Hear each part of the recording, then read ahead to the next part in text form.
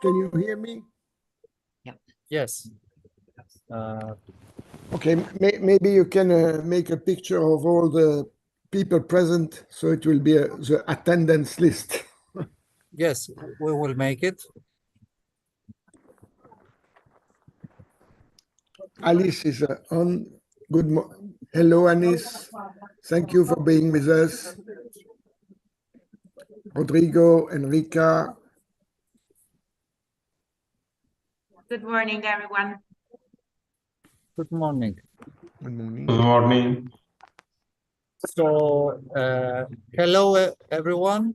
Thank you for being with us in this webinar of the project Ehealth4Autism, which is a small-scale project coordinated by the association APIS in Cyprus and partners from Greece, Epioni, Belgium, the Belgian Brain Council, and it's a pleasure to have with us today Dr. Liz Mesteneos, who is the founder of 50 Plus Elas and an advocate for informal caregivers.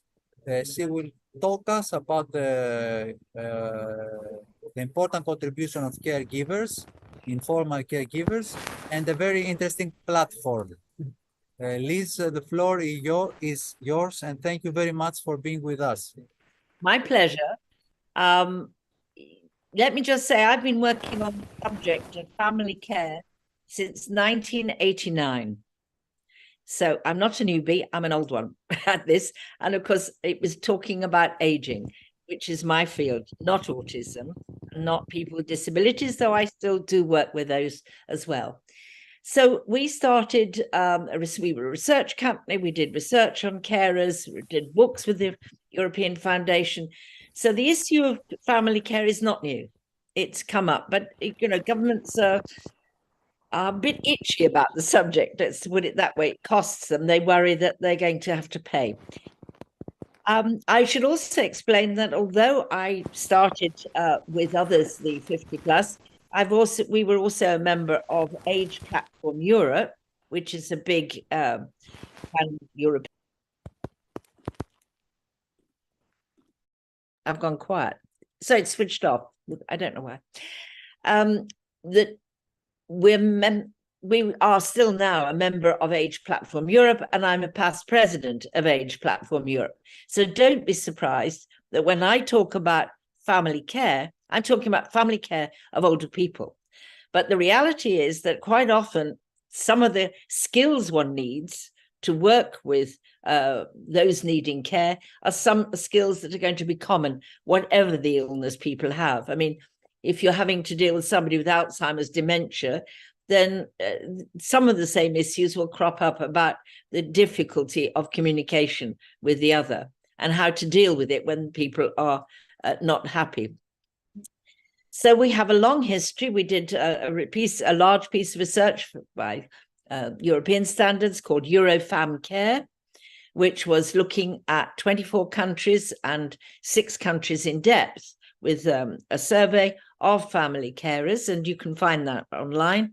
And again, it gives you a picture of the amount of work that family carers are doing and who they are. Clearly, it's going to be different. If you're looking after children with autism, then the probably average age of carers is younger. But nonetheless, I bet you grandparents are also involved, and certainly with older people, it's both partners are involved in caring, children, and even sometimes their grandchildren, neighbours, all kinds of people can be involved in care. And the majority of care work is not done by professionals. I suppose you all know it. I don't need to stress it. But when we get to talk about older people, they don't just drop dead. A few do, but mainly it can be quite a long time when you're quite sick. So, caring work is something that can accumulate over time, meaning by that it can get harder to do. It needs more help and more professional help and more support, not less. So you have to be aware that care is not a constant. And another issue I think that comes up, perhaps with elder care, though you can decide whether it comes up with autism, it's not my field at all of knowledge. But I think that you can say that people by accident become carers, in meaning by that, perhaps they know that they will be, but it happens to people because suddenly their mother is left alone and has a health problem and needs care. And they gradually take it on, or a spouse takes it on. They've been living together and they don't actually see that gradually their spouse needs more care because they don't remember, or they need physical aid to get to do things. So when people get into the caring situation, they're very often newbies. They don't actually know much about care. I have to say, I have come across people who are serial carers. They seem to be in the family, the one who's so good at it that they get to do everybody. But a majority of people are really carers for the first time. And this made us think a lot about what we could do to help. And in Greece, really long-term care facilities are very limited. They mainly, from the public sector, go to people who are poor, who have no support or inadequate support. They're the people who will get the very, very limited help at home or help in the community services such as they are. This means that families, and I use the word families very generally, families, kin, neighbors, have to take on the role of carers.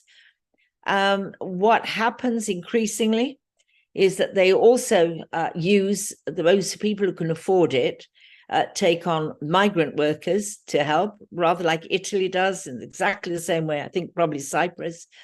In other words, when they can afford it, they also take on paid informal carers. That is to say, these are not necessarily highly trained people, but they're people who are willing to come and live with the person needing care. A lot of the work of caring is an everyday routine. It isn't crisis management, though they have to be able to do that. So we're looking at a quite wide range of people who need support in their work as carers. And the support doesn't just come in practical information, but it also comes in the psychological support that people need to, for example, to learn to give themselves space and time to themselves, time off. They must have time off. They must be able to do things that for themselves and to pace themselves.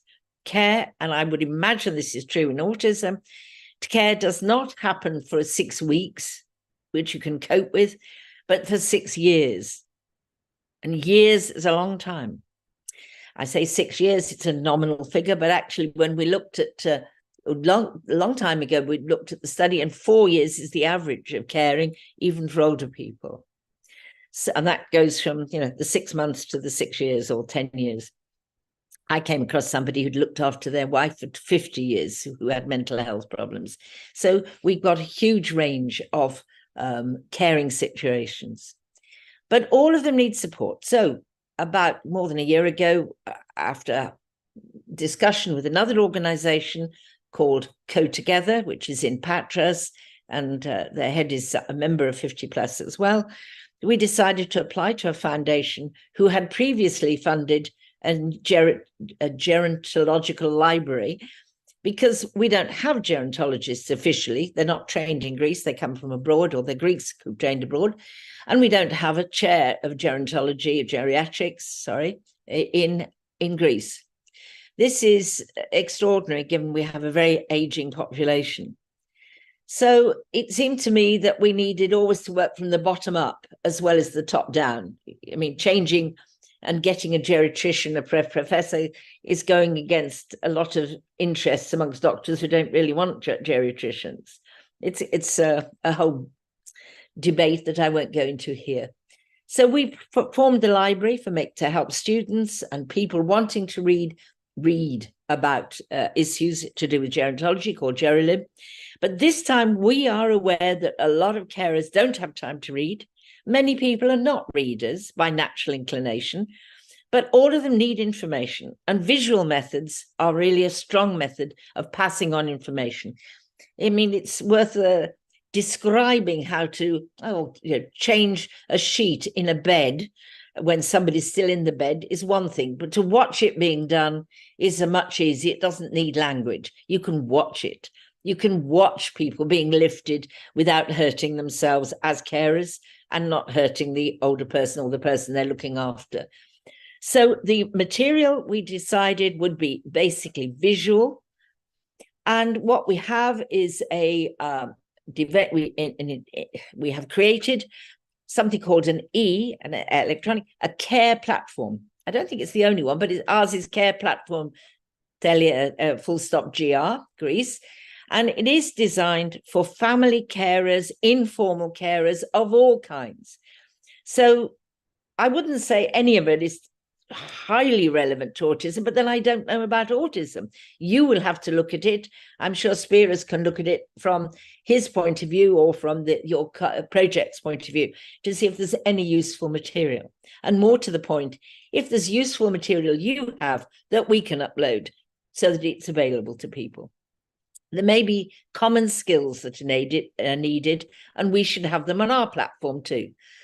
Languages, it's in Greek, but we have it in other languages. After all, the Americans have produced videos from self-help groups. We've got all sorts of languages there because people can be caring in different languages. But to remind you that it's visual. So a lot of the time we can overcome some of the issues of language as a barrier and see visually how to do things. But it is designed primarily for Greek speakers. I say that and stress it. What does it consist of? It consists of how to do things very practically. And it includes both physical and mental health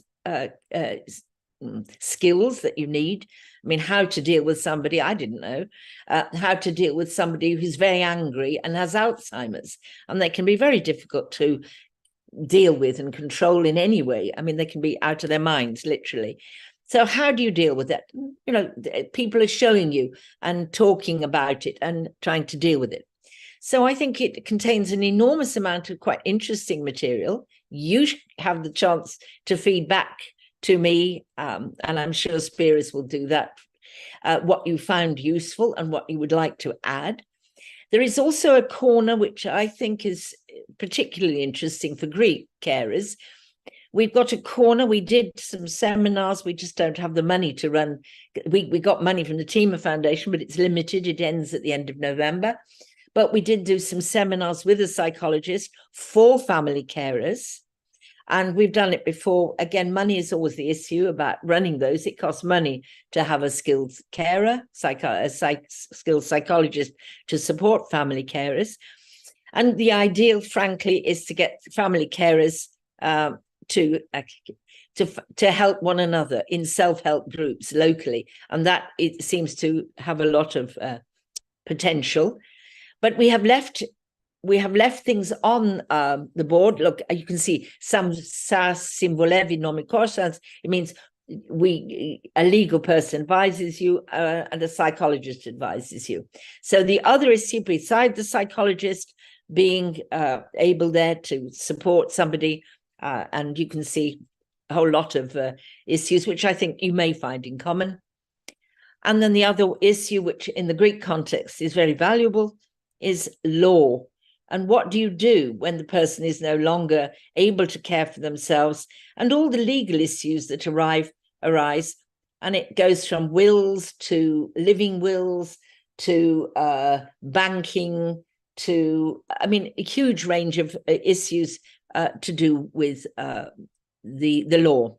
So I think you will find it interesting from your project's point of view, which is, I gather, starting to see in what way you might find it useful, if it is, and also in what way you can send us stuff, because, you know, this one happens not to be European funding, but it's always useful to spread the knowledge out, to tell each other some of the skills we all need if we get to be carers of all sorts of people.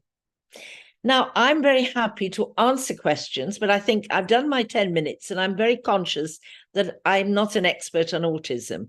I work with disabled people, on a research of disabled, so we try as Age to work with people who are disabled as well, because the disabled don't want to admit that they're getting older, and the old don't want to admit that they're disabled. So, it's one of the interesting things. People are both ableist and ageist, and you have to deal with both of those issues. So can I open it and say, does anybody have a question to me? Probably we can keep the questions for the end, Okay. Liz. And I'm sure that we have some very interesting presentations. And I just want to thank you, Liz, for these very interesting talks, and it opens a lot our field, and carers are definitely needed, especially for autism. So thank you very much, Liz. It was very interesting. Yes. And Well, useful. I can provide it, but you can just go straight to the platform and look at it yourselves. It's not impenetrable, and you can see it in English. So I think that's why it's valuable for you to look at, especially those who can read Greek.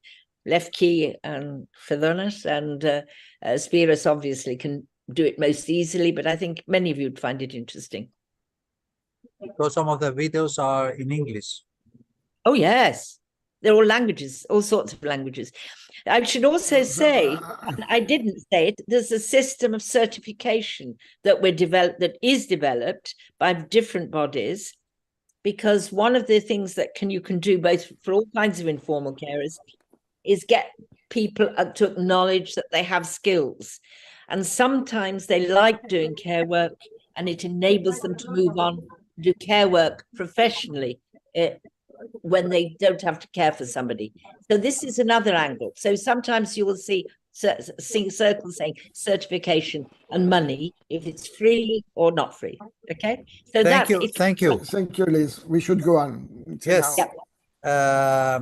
Let's give the floor to the president of APEPA, Miss Alice Schulz, and Yes. she will talk about recent initiatives and future plans in Wallonia. Okay. Thank you for the invitation. I am vice president, not president, but it's always almost the same. We are sharing the job. Can you see the image? Yes. Okay.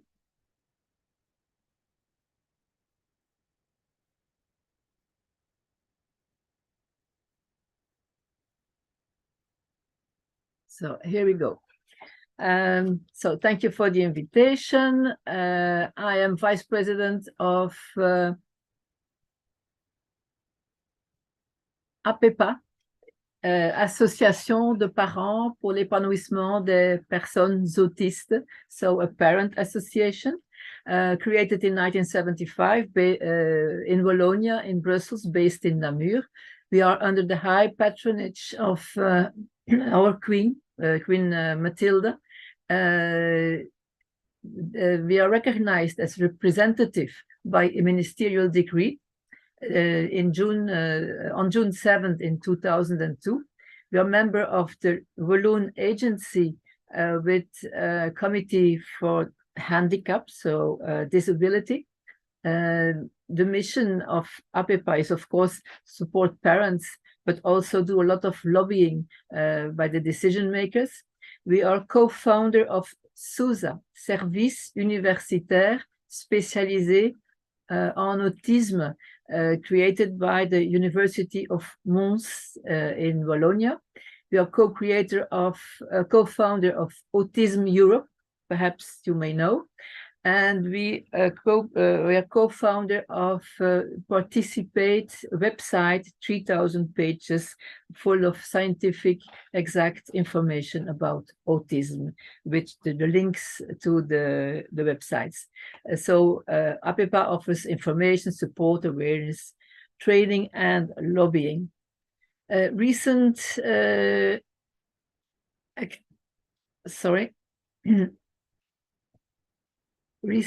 activities. You may have seen the images on Facebook of BBC and perhaps Erasmus Plus or APEPA. Our king and queen have visited on the 4th of October an autism center of reference in Liège in Belgium for child psychiatry. In Wallonia, there are 4 centers for a population of 368,000 people. At the same address in Liège, in the year 2024, we will open a unique autism center of reference for diagnosis for adults in Wallonia. I don't know the situation in your countries, but in Wallonia, in Belgium, also in Flanders, there was one center until 2 years ago with a file of 16 years to have an appointment. So that one closed in Liège, and now SUSA is opening a new one with the help of APEPA next year. It is financed by AVIC, so the Walloon Agency, but also by CAP 48. CAP 48 is a solidarity action since 1967 of RTBF, the official television chain in Wallonia. And in 2023, on the 14th of October, we gathered 8 million to help different associations. CAP 48 finances a 5-year and a 2.5 million program for clinical research on autism. It is crucial to gain a better understanding of autism to improve its management and facilitate the inclusion in society of the children, adolescents, and adults with autism spectrum disorders. Another recent activity, we organized a training together with DHEI, another association, Droit, Handicap et Inclusion. It was founded in 2020, so it is very recent, by a lawyer who is also mama of an autistic boy of 21 years old. DHEI wants to offer legal support in the field of disability with the aim of making the accessibility to people with disabilities and their families. I'm sorry.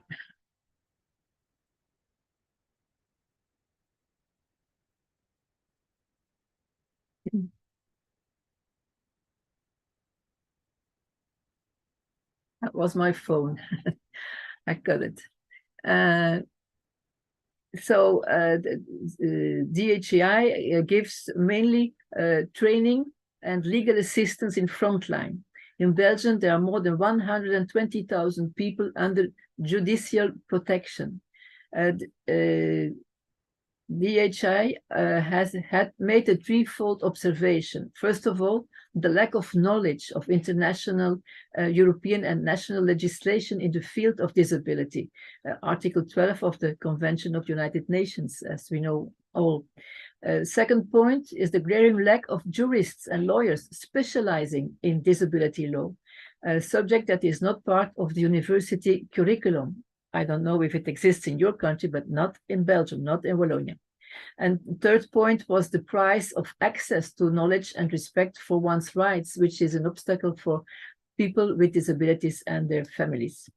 There is a great demand for autism spectrum disorder in crucial sectors, such as education, employment, housing, and independent living, as well as legal capacity.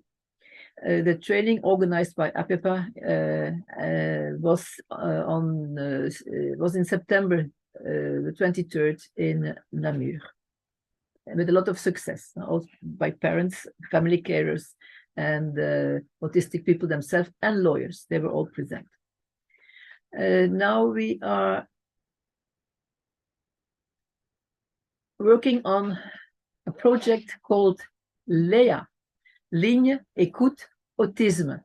It is a kind of helpline which will be created from now on. So APEPA has submitted a project with SUSA, and the non-profit organization Participate from the website, following a call for projects creation of a Walloon helpline for autism. So Leah will be a multi-channel service, a unique phone number 0800 for Bologna, an email address, a chat box, and a website. In the second phase, there will be an autism house in each province for face-to-face or group meetings. Yesterday morning, the consortium made by SUSA participating in APIPA received a very good news. I Call Leah won the submission. So there we go. Alors,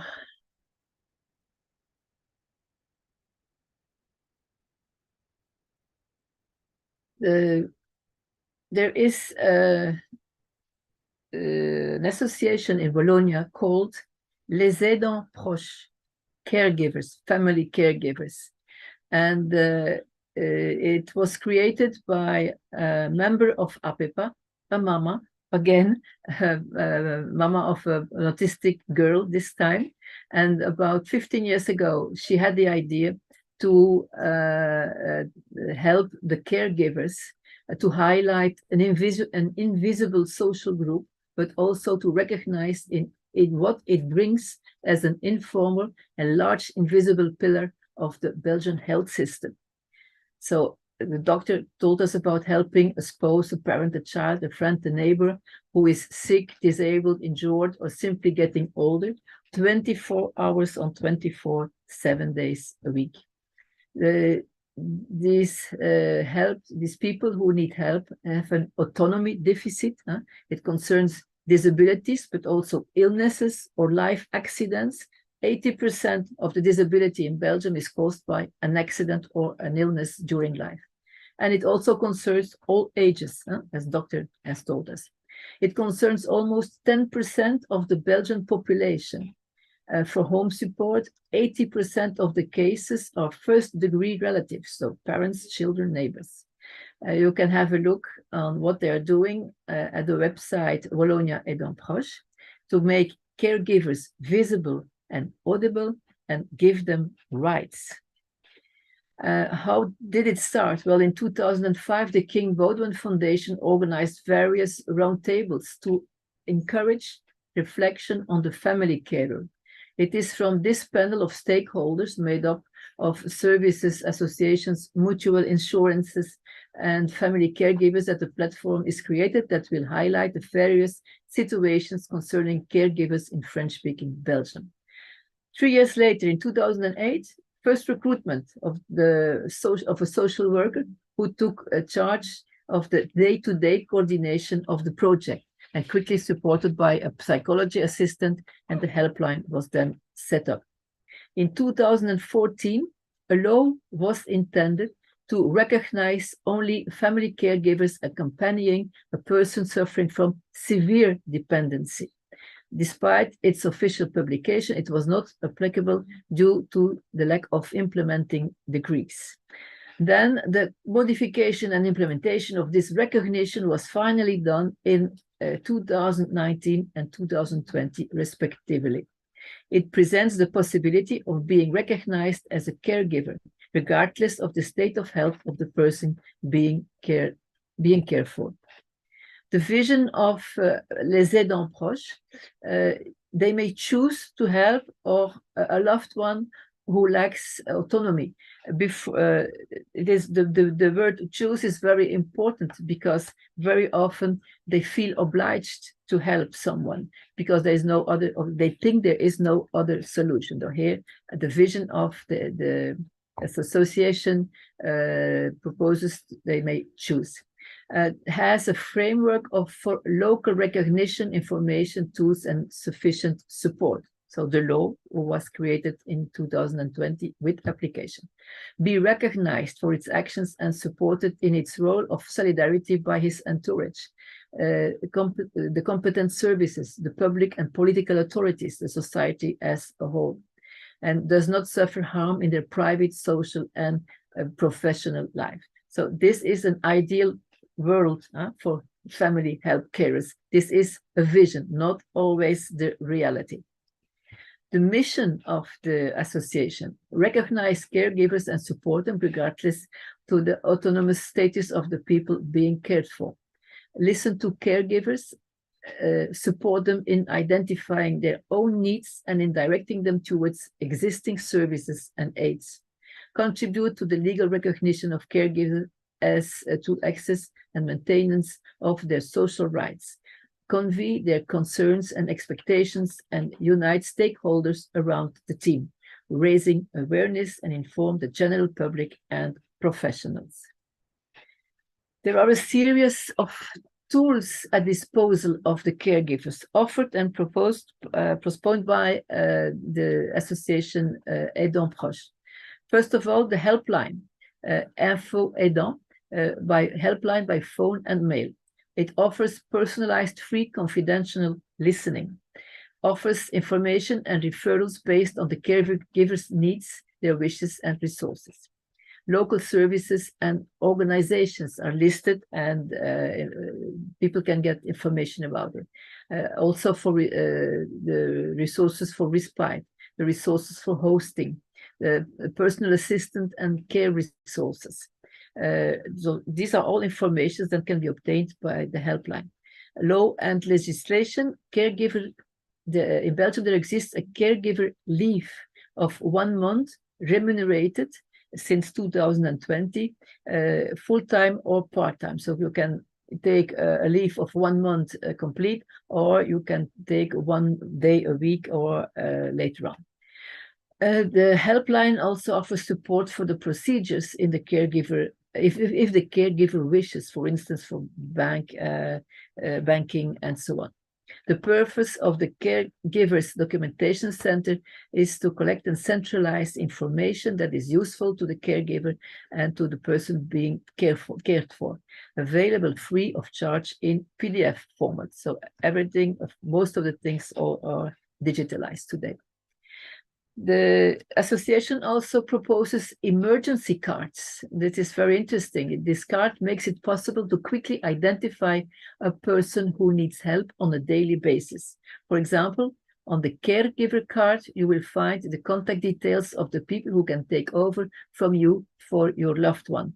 It's in the format of a business card, so easy to put in a pocket, and it includes the contact details of trusted persons to notify in case of emergency, and the name of the person being cared for.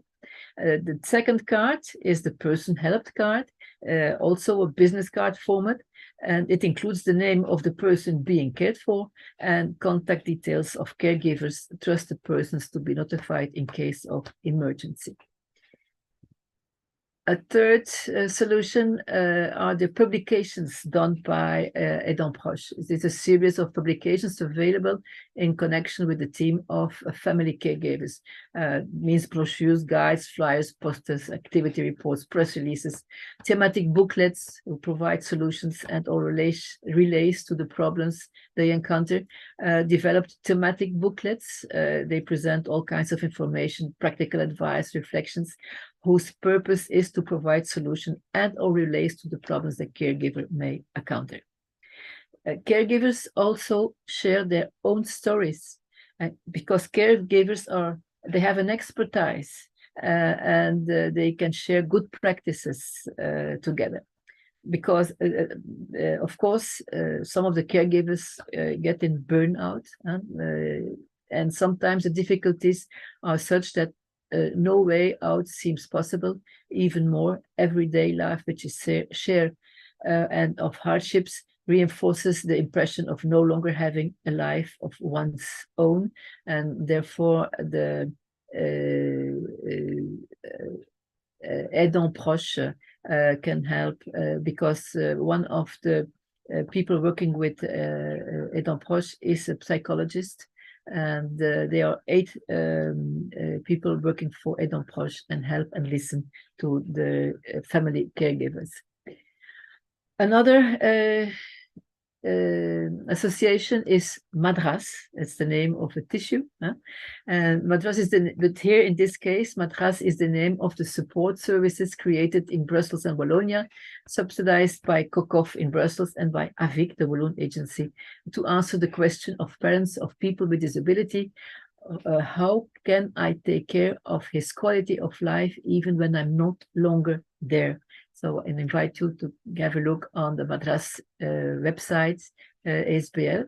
The guide is divided into 3 parts. A checklist to prepare for what is usually called the after parent, if I'm not there anymore. So who can help and what should be done. A guide for the quality of life of people with disability and lack of autonomy in the organization for their lives, and a tool for dialogue to share one's experience with those who in the future will continue to watch over one's quality of life. So I thank you for listening to what is going on in Belgium with the family caregivers, and I invite you to have a look on the website I mentioned. Merci à vous. Thank you very much to the Vice President of APEPA, Ms. Alice Schulz, for the excellent presentation of those NGOs in Belgium who support informal family caregivers. And we'll have the opportunity to learn about in our visit in Brussels. Let's give the floor the final speaker from Spain. We are a bit out of our schedule, so the last presentation is from Burgos, Spain. I would like to ask Rodrigo, who is the communication officer in the Foundation Miradas in Spain. Thank you for being with us. Hello, Spiros. I'm going to share the presentation.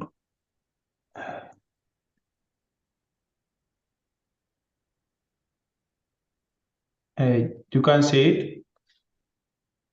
Yes. Yes, I'm going to speak about the Ehealth4Autism. It's a Erasmus Plus project that starts on the 1st of November of 2023 and finally in the 31 of October on 2025. Fundación Miradas is a private entity of Fundacional Nature Law 550. It's created in 2013 by the Association Autismo Burgos, statewide with headquarters in Burgos. Board of trustees made up of 5 people. 4 of these are relatives of people with ASD.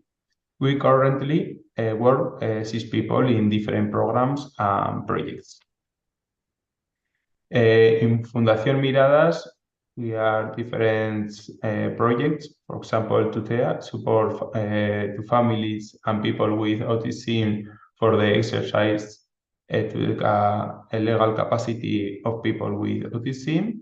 Some research project is another project, individualistic and personalized support to improve